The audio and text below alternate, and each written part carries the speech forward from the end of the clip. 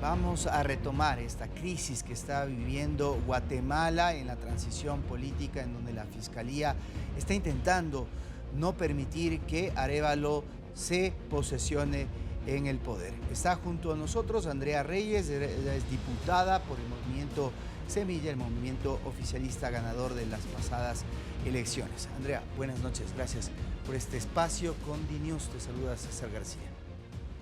Muy buenas noches, César, y buenas noches a todo el público que nos escucha y nos ve el día de hoy.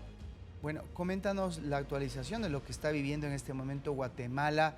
Sabemos, lo vimos al presidente electo tratando de solicitar el expediente para saber de qué se les está acusando, se les ha negado en varias oportunidades, esto en medio de la presión internacional.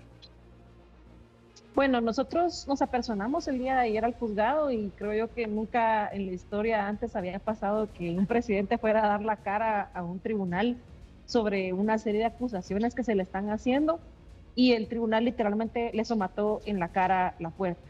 Entonces cada vez es más evidente que la fiscalía y el juez Orellana y en este caso también el presidente auxiliar del tribunal están buscando la criminalización del partido de formas cada vez más burdas y más desesperadas.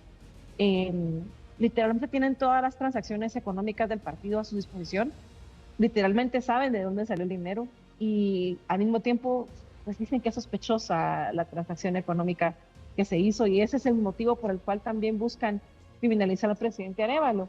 También vimos cómo en este caso el juzgado trató de forzar un antejuicio en contra de Bernardo Arévalo por una diligencia que era imposible de cumplir materialmente.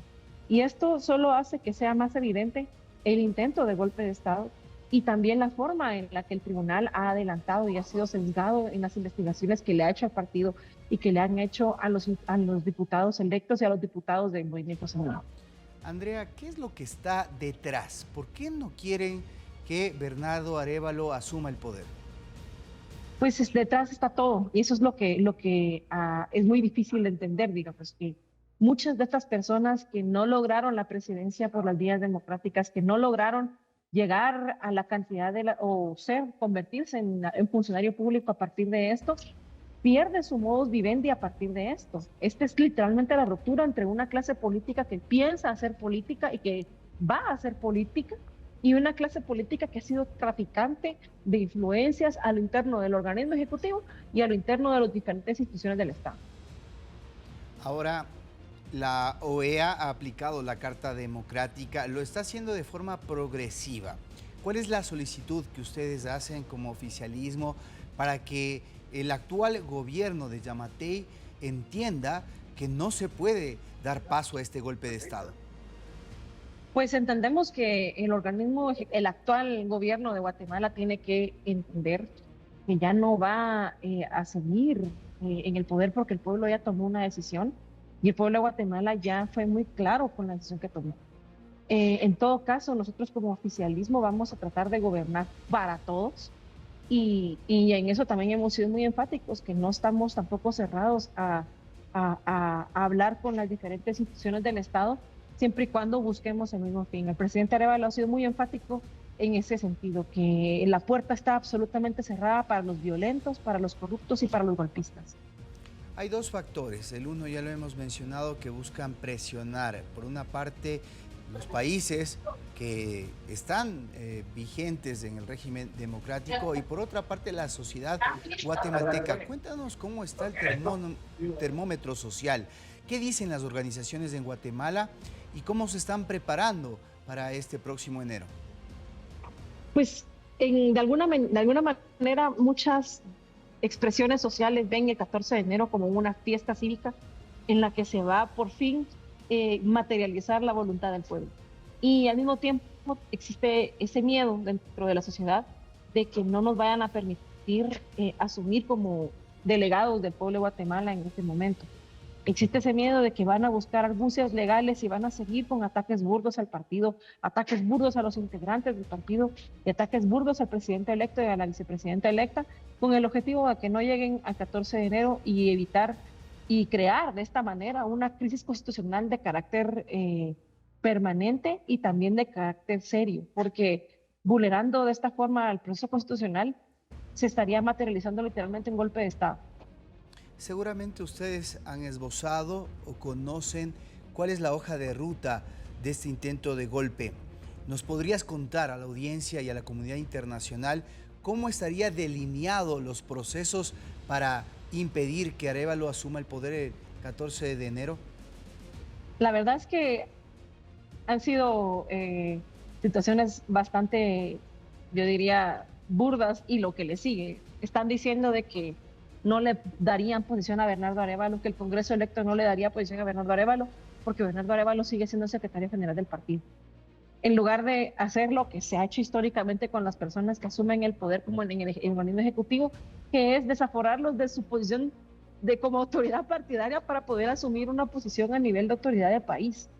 Están diciendo que van a desconocer al presidente Arévalo porque hay, entre comillas, y 40 comillas diría yo, que va a haber, que hay dudas serias sobre la cantidad de votos que realmente recibió el partido Semilla en términos electorales, y en ese sentido dicen que no, como hay dudas serias de que realmente alcanzamos esa cantidad de votos, pues que ante esta duda prefieren no darle posición al partido, y que el que esté asumiendo la presidencia del Congreso estaría asumiendo la presidencia de la República en ese momento, y que el propio Congreso sería quien elija a las próximas autoridades electas vía un proceso constitucional que ha funcionado en otras ocasiones de crisis, como por ejemplo cuando fue la crisis en el año 2015, que renunció la vicepresidenta de la República y que vía este mecanismo se eligió al nuevo vicepresidente, que eventualmente se convirtió en vicepresidente.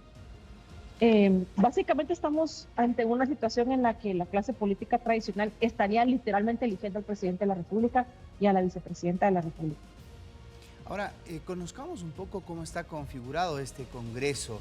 En la mayoría de los países latinoamericanos, primero se produce la primera sesión en el Congreso, en donde se posesionan las autoridades, y hacia allá va el nuevo presidente electo para poder recibir la banda presidencial.